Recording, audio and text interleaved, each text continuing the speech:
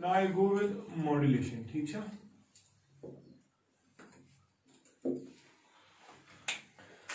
कल मैंने आपको कहा कि जो हमारी बेस बैंड सिग्नल है या हमारी इंफॉर्मेशन सिग्नल है या शाबाश बेकन आउथोस मॉड्यूलेटिंग सिग्नल, ठीक है, हमने कहा ये सिग्नल जो है ये वीक सिग्नल कुछ गोट समझ दो का ये मॉड्यूलेटिंग सिग्नल जो है हमेशा इंफॉर्मेशन ये सिग्नल एनालॉग भी हो सकती है, डिजिटल भी हो सकती है, समझे तरह डिजिटल को हो या हमने सेमीकंडक्टर में पढ़ा है, इंशाल्लाह पढ़ेंगे भी लॉजिक गेट्स का कांसेप्ट 0 1 ठीक है, ऑन ऑफ मतलब इधर आपका सिग्नल का वैल्यू मैक्सिमम है या जीरो है, ठीक, यानी कि ग्राफ कुछ इस तरह से उस सिग्नल का होता है, high low high low high low, लेकिन देखो एम्पलीट्यूड वेरी कर रहे हैं, मैंने कल कहा they are time varying entities, हाँ ये actually in the form of zeros and ones but this is a digital signal, ठीक है, वी में हैव अ एनालॉग सिग्नल, जैसे हमने साइन वेव को डाला होगा continuously it is changing as compared ये अब्रप्ट चेंज है ना,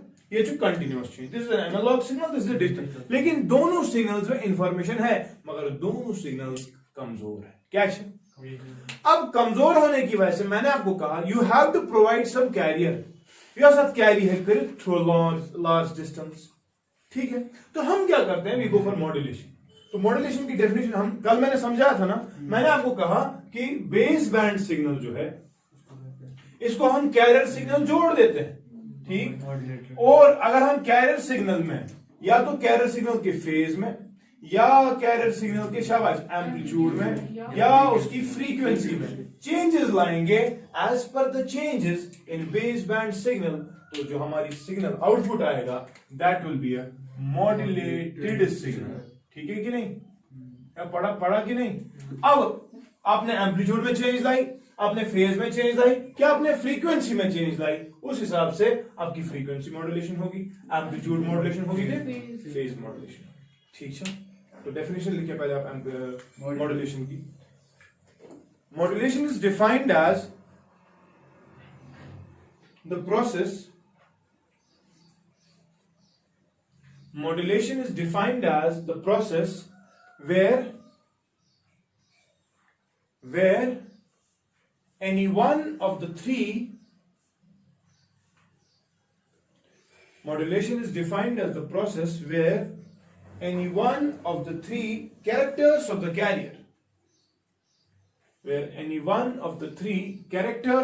carrier हाँ कुछ कैरेक्टर शाबाश the ब्रैकेट में लिखना फेज एम्पलीट्यूड और frequency are made to vary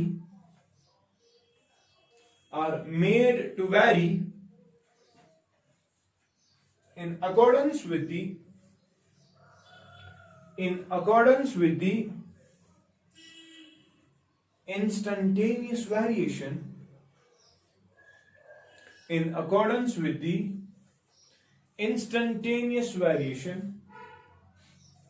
the base band or modulating signal, ठीक है, full stop.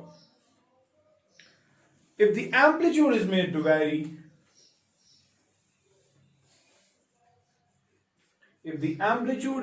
vary, शाबाश, हाँ क्या बोल में will obtain a amplitude modulated wave, ठीक है,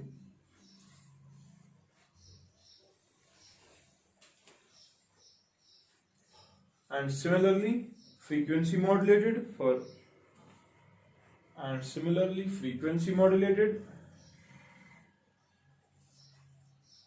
if frequency is made to vary and phase modulated if phase is made to vary, ठीक है, सबसे ज्यादा जो इस्तेमाल मॉड्यूलेशन की टेक्निक होती है that is the amplitude modulated and the frequency modulated, phase modulation बहुत कम इस्तेमाल होती है, ठीक है, और मैंने आपको कल कहा एफएम जो लगान टीवी द म्यूजिक उसको, ठीक है, म्यूजिक हाँ it is best suited for that, otherwise आप देखो टीवी पे तो प्रोग्राम्स भी आते हैं ना, उनमें बात भी कर रहे होते हैं लोग, ठीक है, लेकिन best suited for television and for music it is the frequency modulation, ठीक है, हाँ अगर आपको जनरल बातें करनी है तो आपका एम्पलीट्यूड मॉड्यूलेशन काम आ जाएगा। ठीक है कि ना।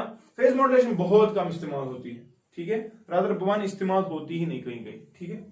ओके, तो आज इशू वन क्या है मॉड्यूलेशन की।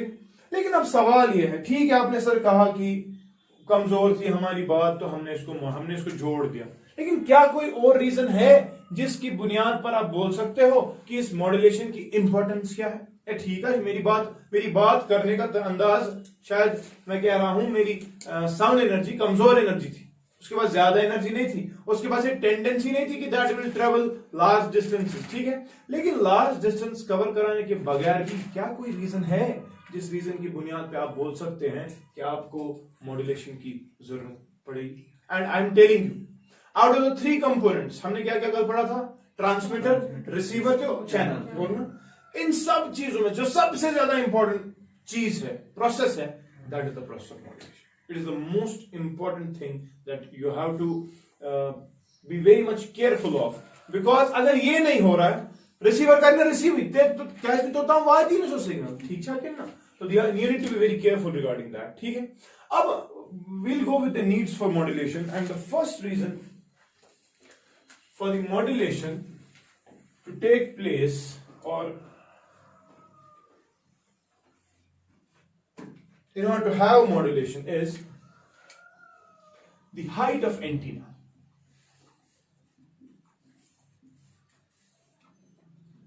एंटीना का मैंने कल एक और नाम आपको कहा था, मास्ट। वैसे जिक्र, can anyone tell me what do you mean by an antenna?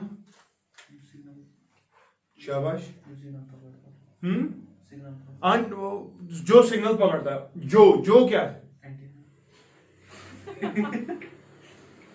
शाबाश। Manu, antenna, how do you define an antenna? Demodulated.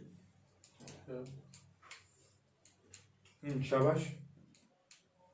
अच्छा, आपने किसी के घर पे होता है एंटीना होती नहीं है, what he or she does, सुझाना तार, रिशिम तार लगाओ पॉइंट किन थाओ सो दूर कड़े तम से दी चल शायद वहां दब तो गो तमिस करते तारी कम एंटीना करो ना। What is an antenna? क्या ना? Remember, antenna is actually a conductor. क्या है? A small length. Conductor rod. It is simply a conductor. ये ना परेशान से क्या था मुझे अफलातून की नहीं ऐसा कुछ नहीं। Antenna is simply a conductor of small length which is useful in radiating as well as receiving the electromagnetic waves. ठीक है, रेडिएट भी करता है और रिसीव भी करता है। मैंने क्यों कहा रेडिएट कर रहा है? शाबाश, क्योंकि कल मैंने कहा जो मॉड्यूलेटेड सिग्नल है उसको फेंकना है ना ओपन स्पेस में, वो कैसे आप फेंकोगे? जब आपने एक हाईली एक अल्टीट्यूड पे, बहुत जबरदस्त अल्टीट्यूड पे आपने एक एंटीना को प्लेस किया गया हो और वो एंटीना इन चीजों को रेडिएट करेगी। और रिसीव करने के लिए भी आपका एंटीना जो है वो छतों के ऊपर होता है, ठीक है कि ना। तो एंटीना दोनों जगह पे काम आता है। Therefore, I'm saying an antenna is a conductor of small length, हाँ शाबाश, which is useful in radiating as well as receiving the electromagnetic waves, ठीक है। अगर the classification which you know antenna, दरअसल से एंटीना दो टाइप हो, कितने टाइप्स की है? शाबाश, कोस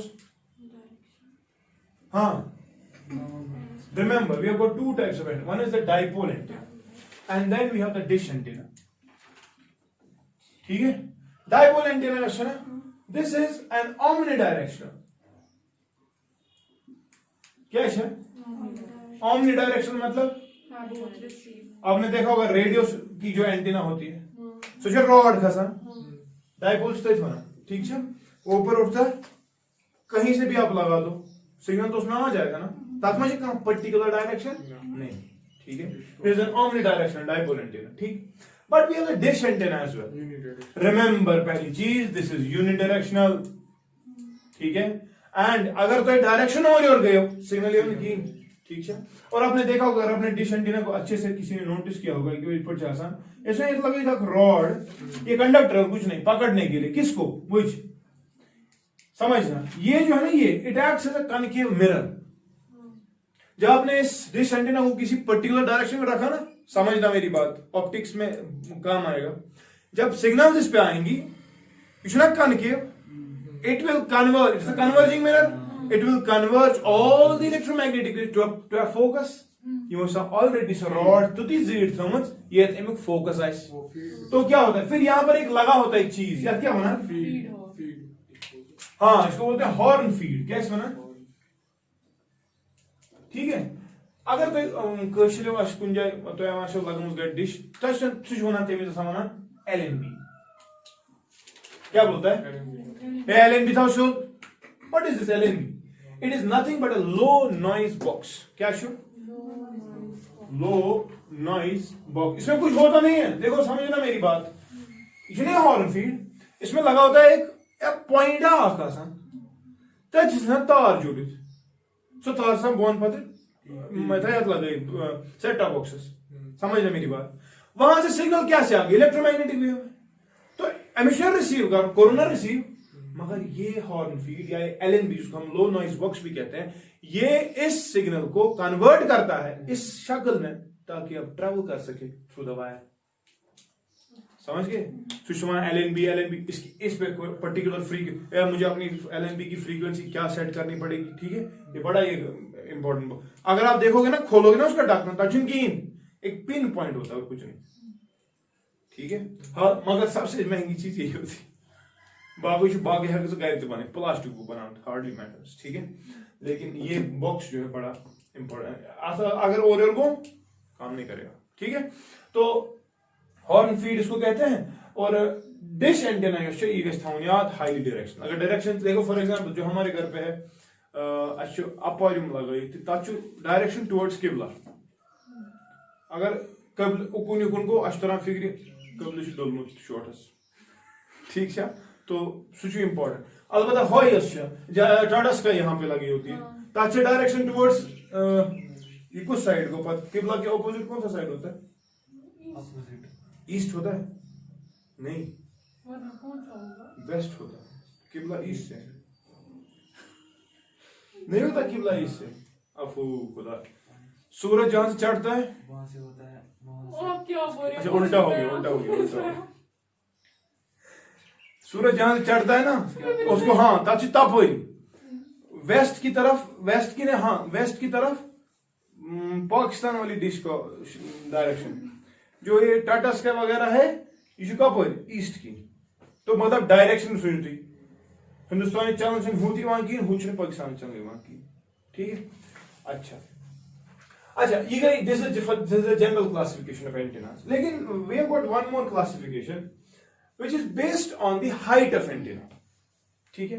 एंड उस हाइट ऑफ हम दरअसल क्या पढ़ रहे हैं, हमें समझना है कि modulation, why do we need modulation. तो इस चीज से तो समझ नहीं आएगा ना कि मॉड्यूलेशन क्यों जरूरत है। हाँ, मॉड्यूलेशन क्यों जरूरत है वो समझ आएगा जब मैं एक और क्लासिफिकेशन में चला जाऊं, which is the classification which is based on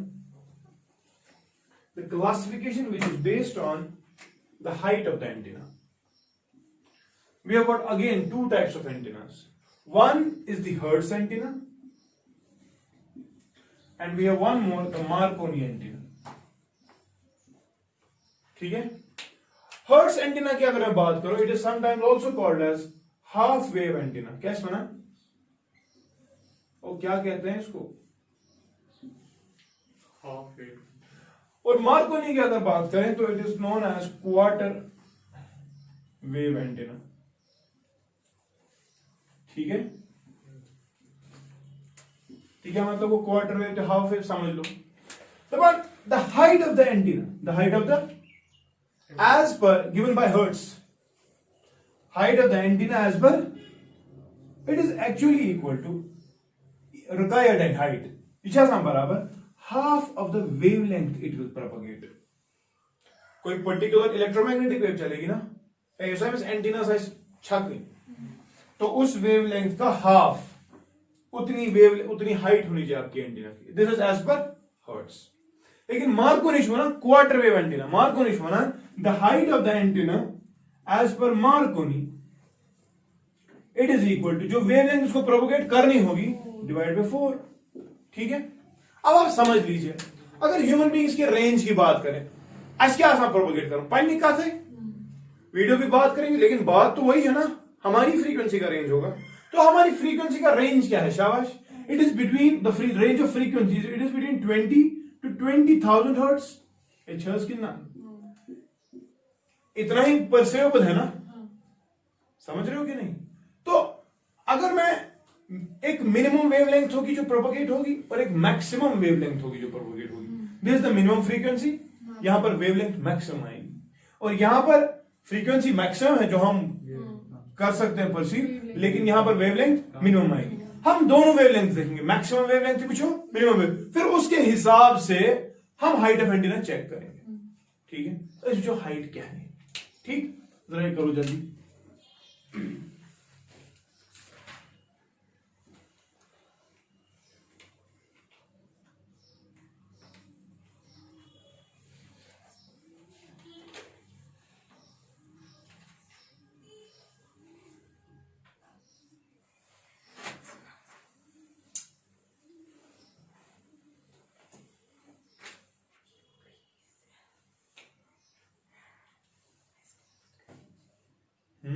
किस में कंफ्यूज है? तो बोलिए, बताओ बताओ।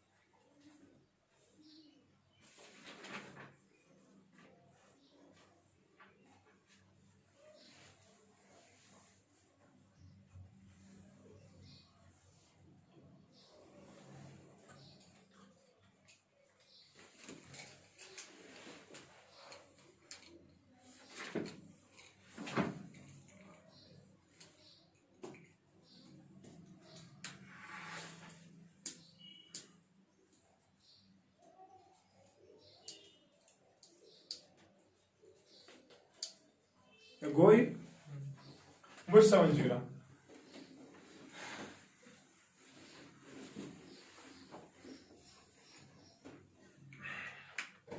तो जो हमारा फ्रीक्वेंसी का रेंज है, फ्रीक्वेंसी रेंज क्या शोनी? 20 to 20,000 हर्ट्ज, क्या 20,000 हर्ट्ज। और अगर मैं वेवलेंथ की अब बात करूं, जो वेवलेंथ आएगी, जैसे पता वेलोसिटी होती है बराबर शाबाश वेवलेंथ इनटू फ्रीक्वेंसी, होता है कि नहीं? तो मुझे बताओ वेवलेंथ किसके बराबर आएगी? c/ν आएगी। देखो एक बार आएगी मिनिमम वेवलेंथ और एक बार आएगी मैक्सिमम वेवलेंथ। जब हम चलो पहले मैं मिनिमम वेवलेंथ निकालता हूं। मिनिमम वेवलेंथ बराबर velocity of light c divided by frequency, मगर कौन सी फ्रीक्वेंसी? Maximum frequency. ऐसा कितना, वो कितना आएगा? 3 into 10⁸ या डिवाइड बाय मैक्सिमम फ्रीक्वेंसी क्या है? 20,000। इतना ही है ना? चलो बताओ 2 1 r 2 1.5 r, या 1 2 3 4, वो 4 कट गए, वहां पर रहेगा 10⁴ रहेगा ना मीटर्स, और I can say it is 15,000, या इतना ही आएगा ना metres. This is the minimum wavelength जो हमें प्रोपोगेट करानी है। तो मैक्सिमम वेवलेंथ बताओ कितना आएगी इस हिसाब से? फिर c डिवाइड बाय शाबाश न्यू मीन, वो कितना आएगा? 3 into 10⁸ डिवाइड बाय 20, तो ये आएगा 1.5 into 10⁷, और it will be 15 into 10⁶ metres, है कि नहीं? बजाय यास वेवलेंथ मैक्सिमम, हम मिनिमम वेवलेंथ को पहले प्रोपोगेट करने की कोशिश करते हैं। और जो दोनों एंटीना क्या बना? हर्ट्ज एंटीना हमें कहता है, hertz wavelength divided by 2 should be the height of the antenna. अच्छा बना? सर मुझे बताओ मिनिमम वेवलेंथ जो हम प्रोपोगेट कर रहे हैं वो क्या है? 15,000। तो 15,000 डिवाइडेड बाय 2 शाबाश कितना आ रहा है? कितना आ रहा है? 7 7.5 2 1 r 2 7 r आई जो 10 5 r होना 500 છે। क्या ठीक है? और अगर आप मार्कोनी को देखोगे, मार्कोनी जो ना वे हाइट ऑफ एज पर मार्कोनी शाबाश कितनी होनी चाहिए? Wavelength divide by 4। तो वेवलेंथ है कितनी? 15,000। अभी हम मिनिमम वाली बात कर रहे हैं, मैक्सिमम की तो फिर बाद में देखेंगे। डिवाइड बाय 4 इक्वल आई थी ये 3750 या अब समझो सबसे लोवेस्ट वेवलेंथ जो आप प्रोपोगेट करना चाहते हैं। चलो हर्ट्ज की तो बात नहीं, हर्ट्ज हुआ वारिया ज्यादा, ये गए 7 किलोमीटर थर्ज एंटीना। चलो इसकी बात ही कर, 4.25 किलोमीटर है ना, 4.25 किलोमीटर एंटीना बनाना पड़ेगा एज पर मार्कोनी। किसके लिए? अपनी मिनिमम वेवलेंथ प्रोपोगेट करने के लिए। मैक्सिमम की तो फिर बात ही नहीं। छाई फीजिबल यूज अबाउट एंटीना बनाऊं, this is the reason we go for modulation. समझ गए कि नहीं? क्योंकि ये वाली सिग्नल जिसकी वेवलेंथ की हम बात कर रहे हैं 15,000 या वो वाला, ये ऑडिबल वाली, ये वीक सिग्नल इंफॉर्मेशन चलो अत कैरियर में ये कैरियर आज जोड़ान चुक पचुक कैरियर में क्या है ज्यादा फ्रीक्वेंसी, तो वेवलेंथ उसकी क्या होगी कम। समझ गए? जितनी वेवलेंथ कम होगी उतनी हाइट भी हो जाएगी ना कम। That is the reason we have to undergo modulation. समझ गए कि ये कैरियर के बगैर, ये कैरियर के बगैर हम काम कर रहे हैं। तो modulation is the process of combining the carrier and the base band. अभी हमने बेस बैंड में देखा भाई इतनी वेवलेंथ प्रोपोगेट करने के लिए कम से कम 3750 metre of height of the antenna is required and which is impossible. मतलब हर जगह, चलो एक जगह पे मैं करता, हर जगह पे तो नहीं हो सकता पॉसिबल। समझ गए ना? Therefore we go for modulation. This was one of the reasons that we need modulation, the height of the antenna.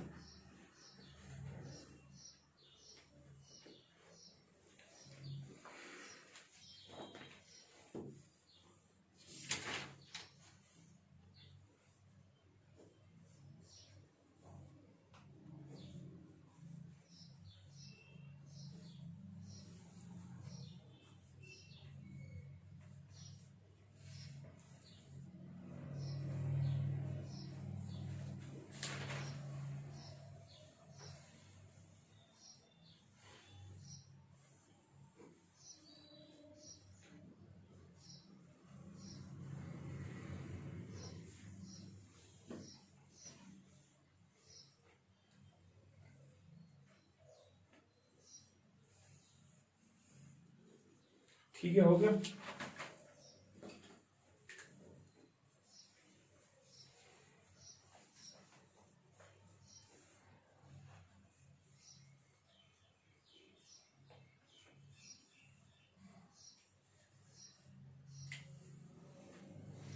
एक और रीजन जिसके लिए हमें मॉड्यूलेशन का होना जरूरी है वो ये है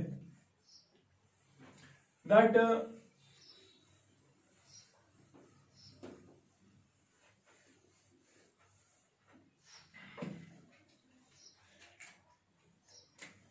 we study about the power in a signal, power radiated by an antenna.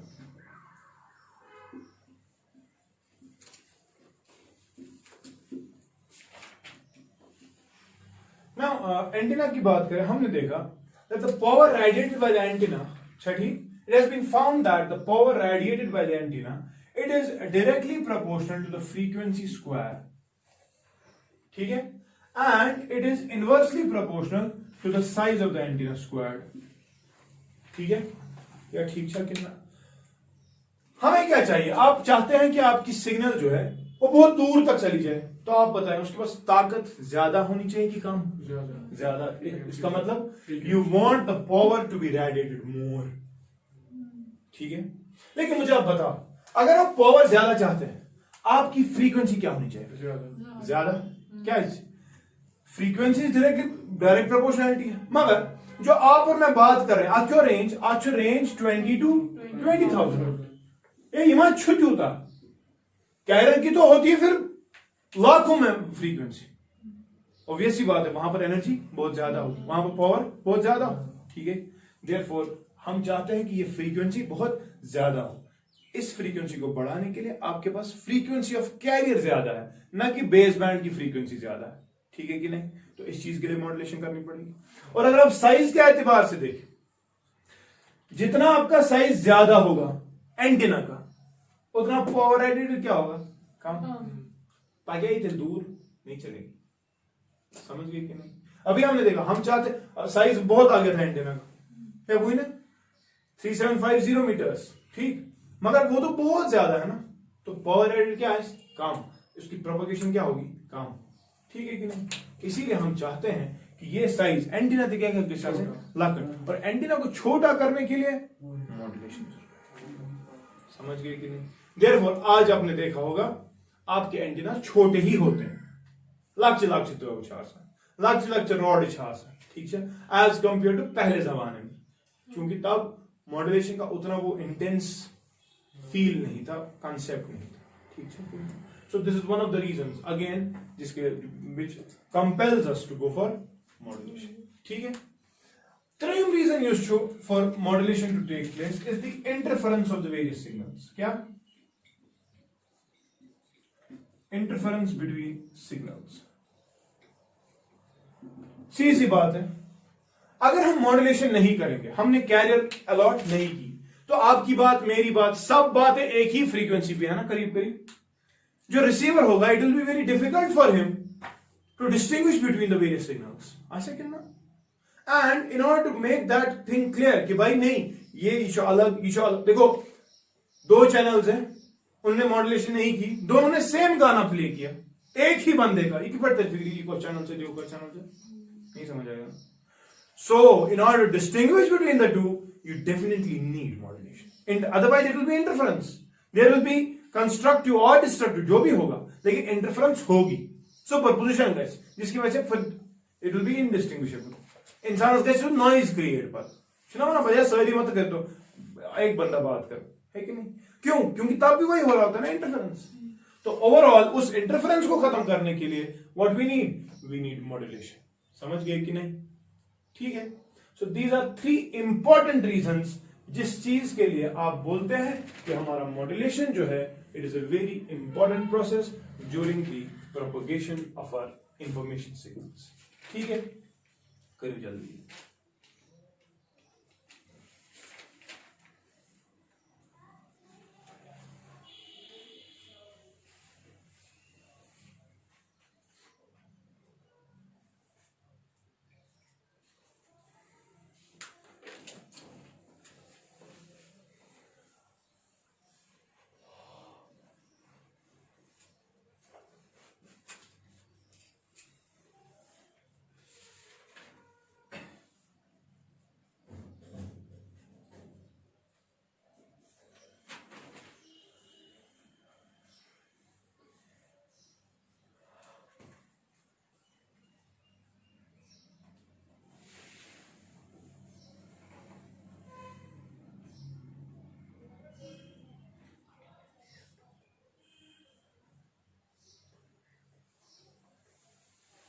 ठीक है, अच्छा वन थे तो ब्याह चीजा याद, आपने मॉड्यूलेशन की, what was the process of modulation, शाबाश। अब आप एक चीज तो मानते हैं कि भाई मॉड्यूलेशन करना इंपॉर्टेंट है, ठीक, वंशु ठीक मॉड्यूलेशन करो, मगर मॉड्यूलेशन का मतलब क्या था, एक हाई फ्रीक्वेंसी कैरियर आप जोड़ देंगे, लेकिन दिमाग करियो तुई कि आप हर किसी सिग्नल को, हर किसी इंफॉर्मेशन सिग्नल को, हर किसी बेस बैंड सिग्नल को आप सेम कैरियर दे दें, उसकी वजह से भी प्रॉब्लम है ना, कुछ बताते हो समझ।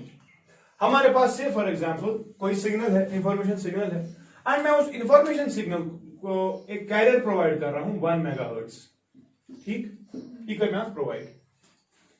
तो जब मैंने इसको प्रोवाइड किया, कोई और बंदा भी हो सकता है उसने भी बुझकर प्रोवाइड 1 मेगाहर्ट्ज, ठीक, या कोई और शख्स होगा वो बोलेगा 1 मेगाहर्ट्ज से कम 99999 मेगाहर्ट्ज मैं प्रोवाइड करूंगा, ठीक।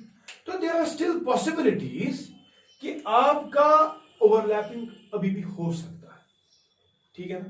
तो हम क्या करते हैं, कुछ जब ट्यूनिंग कर रहे होते हो 92.7 पर होते हैं, मगर 92.8 पर भी वैसी आवाज आती है, हाँ उसकी क्वालिटी शायद कम होगी, लेकिन आवाज तो आती है उसी की। 93.5 पे तो चलेगा, 93.4 पे भी वो आवाज आती है, लेकिन क्वालिटी में थोड़ा फर्क आ जाता है, ठीक है। तो what we do is that, हम एक इंफॉर्मेशन सिग्नल को या बेस बैंड सिग्नल को हम उसको एक पर्टिकुलर फ्रीक्वेंसी अलॉट नहीं करते कैरियर की, बल्कि हम उसको एक बैंड अलॉट करते हैं। कैसे करें अलॉट, बैंड अलॉट करने से आपकी क्वालिटी जो है वो मेंटेन रहती है। there will be no chances of interference between the various modulated signals as well. क्योंकि वो बैंड जो है ना वो हमने खरीदा होता है। ये बैंड मैंने खरीदा, मैं अब सेंट्रल फ्रीक्वेंसी लेकर यहां तक जा सकता हूं और यहां तक जा सकता हूं, तो यानी कि मेरा एक कैरी स्विंग आ जाएगा। सेंट्रल फ्रीक्वेंसी है ना, योर सेंट्रल इंफॉर्मेशन ये है। अब ये इंफॉर्मेशन चल सकती है कहां से कहां, बराबर कुली से रात पागो ना वन चॉइस प्रोवाइड अख लिबर्टी कि भाई हाँ चलो यहां भी अगर जाएगा कोई मसला नहीं, क्योंकि यहां तक हमारा ही दायरा है और यहां तक भी जाओगे कोई मसला नहीं। तो ओवरऑल हम क्या करते हैं, हम कुछ फ्रीक्वेंसी ऊपर और कुछ फ्रीक्वेंसी नीचे कैरियर से चलते हैं, ताकि एक मैक्सिमम फ्रीक्वेंसी आएगी, एक मिनिमम से हमने 1 मेगाहर्ट्ज प्रोवाइड किया है, मुझे दिमाग 1000 हर्ट्ज और ऊपर चला जाऊंगा 1000 हर्ट्ज, ठीक है, और नीचे कुछ खरीदूंगा 1000 हर्ट्ज। ओवरऑल कितना आ गया, 2000 हर्ट्ज। आ गया कि नहीं, आ गया ना। तो 2000 हर्ट्ज मेरा स्विंग बन गया, मेरा बैंड विड्थ बन गया। क्या, it is the difference between maximum and minimum frequencies of every information signal, ठीक है। या bandwidth is that range of frequency within which your signal, your information signal can vary. समझ गए कि नहीं। इससे क्या होता है, इससे हम क्वालिटी अपनी सिग्नल की मेंटेन कर पाते हैं। अदरवाइज अगर आपने सबको सेम प्रोवाइड किया, सपोज ये 8 मेगाहर्ट्ज, एक पर्टिकुलर पॉइंट, उस पर्टिकुलर पॉइंट पे चलना हमेशा पॉसिबल नहीं होता, तो हम ऊपर नीचे कभी सिग्नल कर पाएंगे और हमारा प्रोपगेशन जो है वो आसानी हो जाएगा as compare to be stuck to a particular frequency, ठीक है कि ना। So overall this is bandwidth, and लिखे हम bandwidth, it is the difference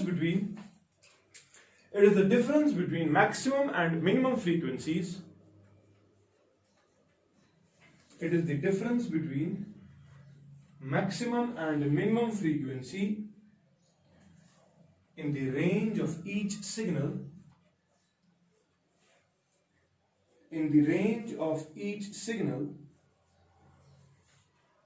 or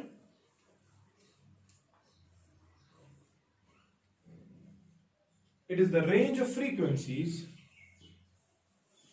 or it is the range of frequencies over which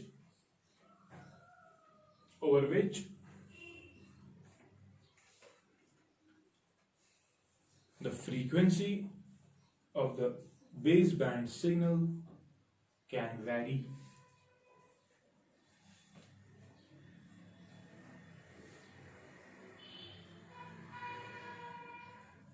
ठीक है। फिर आपको कभी टर्म एक पूछते हैं फ्रीक्वेंसी स्विंग, क्या है Prashant, frequency swing. Frequency swing is simply this bandwidth, ठीक है। ये क्या है, सो रेंज, जिस रेंज में आपका सेंट्रल फ्रीक्वेंसी है ना स्विंग कर रहा है ना, between upper limit and lower limit, upper limit lower limit, upper limit lower, this is swing, ठीक। सो कैरियर स्विंग भी कहते हैं, ठीक। एंड सिंपली सी बात है कि अगर आपको ये वाली फ्रीक्वेंसी पता है, आप उससे ऊपर चले जाओ कुछ हिस्सा नीचे चले जाओ, लेकिन इसका सिमेट्रिक, क्या इसका, यानी कि अगर सेंट्रल फ्रीक्वेंसी का वैल्यू से फॉर एग्जांपल 2000 है, योकोनाइस 3000, योकोनाइस 1000, ठीक है कि नहीं। तो मकसद बैंडविड्थ प्रोवाइड करने का ये कि आपकी क्वालिटी मेंटेन रहे, अदरवाइज मॉड्यूलेशन जो आप कर रहे हैं वो किसी काम की नहीं रहेगी, ठीक है। There are still possibilities that you may undergo interference, and जिसकी वजह से फिर कोई फायदा नहीं आएगा। सो वहां पे लिख लेना, bandwidth is allotted in order to maintain the quality of the signals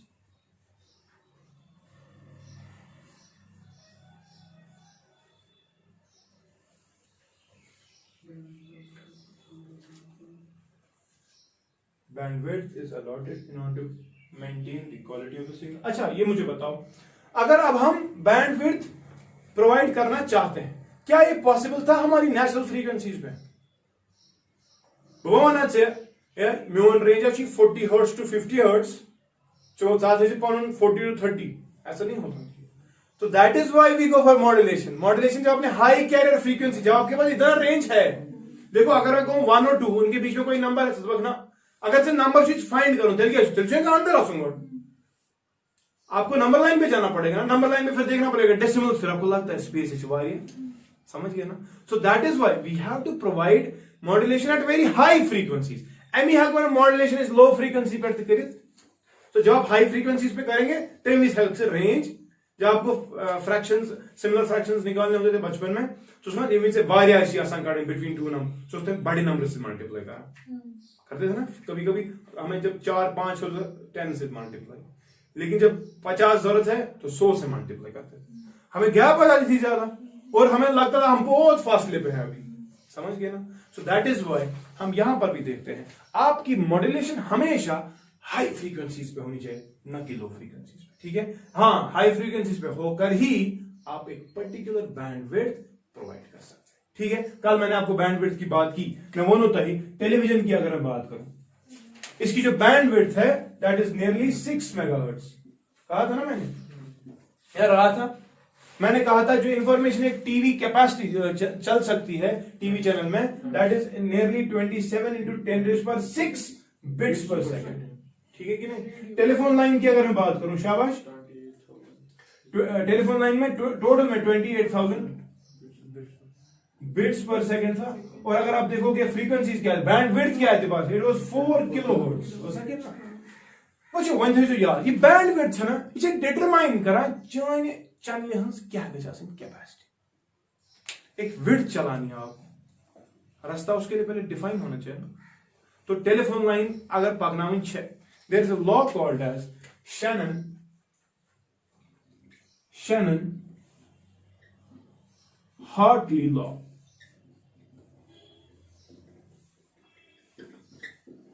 ठीक है। According to this law, it says that the capacity of the signals, it should be equivalent to B into the bandwidth into log of 1 plus S by N. C is the channel capacity. Channel? Obvious सी बात है, आप अपनी channel की capacity कम चाहते हैं कि ज्यादा? ज्यादा। B is the bandwidth, सीधी सी बात है, आपको बैंडविड्थ क्या होनी चाहिए फिर, और अगर आपकी बैंडविड्थ ज्यादा है, सीधी सी बात है चैनल की कैपेसिटी ज्यादा होगी। अच्छा, log of 1 plus S by N, S is the signal and N is the noise। क्यों ऐसा के साथ सिग्नल है ज्यादा, नॉइज क्या कहते हैं उसमें, यानी कि S by N रेशियो हमेशा आप क्या चाहते हैं, कम की ज्यादा, डिनोमिनेटर कम है ना, सिग्नल ज्यादा होनी चाहिए, तो सीधी सी बात है कैपेसिटी ज्यादा होने के लिए बैंडविड्थ ज्यादा होगी, और S by N ratio, S by N ratio हमेशा ज्यादा होगा, क्यों, क्योंकि आपका नॉइज बहुत कम होना चाहिए और आपकी सिग्नल बहुत ज्यादा होनी चाहिए। तो S is signal, N is noise and B is the bandwidth, ठीक है कि ना। तो overall this is Shannon-Hartley law, जिसको कहता है कि कैपेसिटी की प्रपोज करें, ठीक है। तो आपको देख क्वेश्चंस अगर होंगे भी, मुझे नहीं लगता आएंगे, तो फिर भी ये लगभग आ रहा है, ठीक है, क्लियर, कहाँ कंफ्यूजन ना लूज हो यार। Okay, now we have got the last part of the chapter, that is some derivation part. We'll go with modulation index and we'll go with some derivations. तो सुमगली इंशाल्लाह पागा सोरी, ठीक है। I'll stop here.